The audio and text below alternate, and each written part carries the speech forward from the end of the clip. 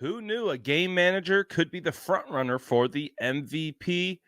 Man, that situation with Cam Newton last week has really kept going. I thought it would be done by now, but now we have general manager of the 49ers, John Lynch, commenting on Brock Purdy being a game manager. So obviously, we heard a lot about from Cam, like, oh, game manager isn't a negative connotation, et cetera, et cetera. Well, that is highly, highly disagreeable based on anyone who is around football. Former NFL great quarterbacks, current NFL players, general managers, all completely disagree with the notion that Brock Purdy is a game manager. And they also agree that it does have a negative connotation. Take a listen to John Lynch as he joins KMBR and, talked about Brock Purdy not being a game manager and cites another example of why that is.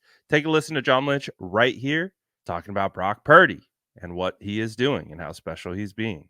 Last one is the hardest one. You have an MVP vote. Is it Purdy or McCaffrey? They're both playing like MVPs. It's like, I'd throw in there for Trent Williams too. I mean, we've got a lot of really good players, and I could make a case for both of them. I'm not going to make a case saying this guy over this guy, because that's just I'm grateful and thankful for what they bring to us, and I do believe they're both game-changing players.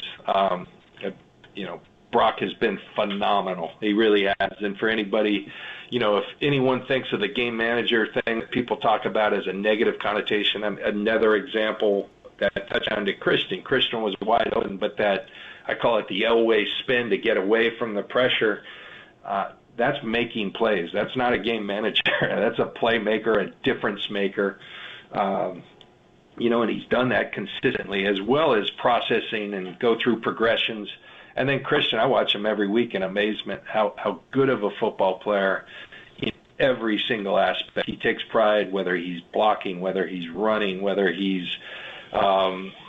receiving the ball, whether it's pass blocking. He's great at everything he does. He takes so much pride in it, and he's gifted. So they both have great cases, and if we keep winning, I think those things take care of themselves. Yeah, well, good answer. Well done. Please them both. I got you. I do. I'd say you're a couple years younger than me, but I was going to say, do you remember 1979 National League Baseball? They gave it the co-MVPs, Keith Hernandez and Willie Stargell. They shared it. So did they really? Oh, yeah, they finished in a tie.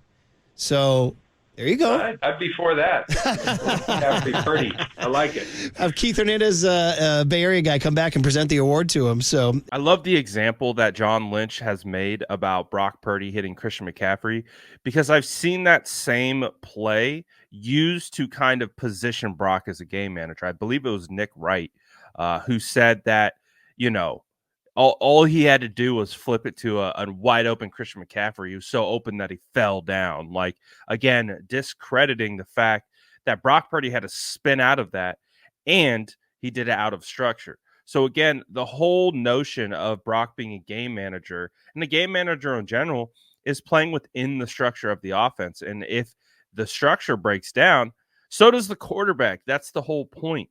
But that is what Brock is doing. When the structure of the play breaks down, he finds ways to get it done. And a perfect example is that play to Christian McCaffrey. But on the flip side, it is also a play that is being used by Brock Purdy detractors to prove that he's a game manager. It's hilarious. It's a perfect example of you either know ball or you don't know ball. And the whole notion that Brock is a game manager doesn't take into account his ability to play outside of structure. And that is the biggest difference, in my opinion, when trying to evaluate a game manager versus a game changer. Game changers are able to make things happen when everything around them fails.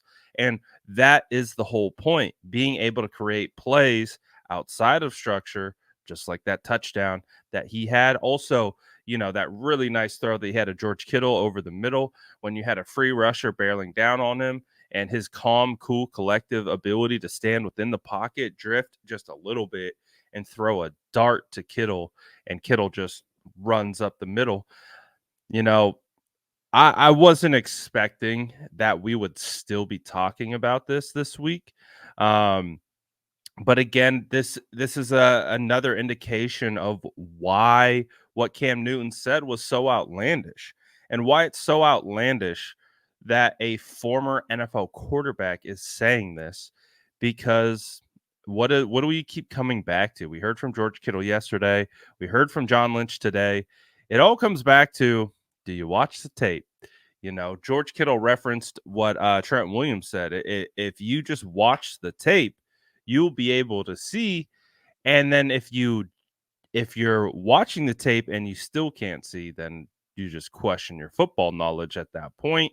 And I think that's just where we're at. It's either you're not watching or you don't got the knowledge. It's one of two things, because it's right there in front of you. It's on tape. We talk about it all the time. Tape doesn't lie. Tape tells you everything you need to know. And Brock Purdy's tape it's some of the best I've ever watched. It's just phenomenal what he is doing. Week in, week out. John Lynch talked about the consistency he brings to the table. And I always talk about this. I think the truest measure of greatness is consistency. How consistently great can you be? Anyone could be great in one game. Anyone could be great on one play. Anyone could be great on one series. But it's how consistently great you can stack these things that ultimately determines how good you really are. And that is the greatest measure of an NFL player. So when you stack all those things together, again, it's just absolutely demolishing the thought and the notion that Brock Purdy is a game manager. But I want to hear from you guys. What did you think? I mean, you've been bashed over the head with this topic at this point, but when you got guys like George Kittle and John Lynch, the general manager of the organization, talking on it, figured I'd share. You can go catch the entire interview of John Lynch on KMBR in the link to the description below to KMBR's podcast page. You can listen to the whole thing there. It's a good one. He talks, I love what he said about Mooney Ward. Take a listen in the description. Click that link. And as always, make sure to like and subscribe for more updates.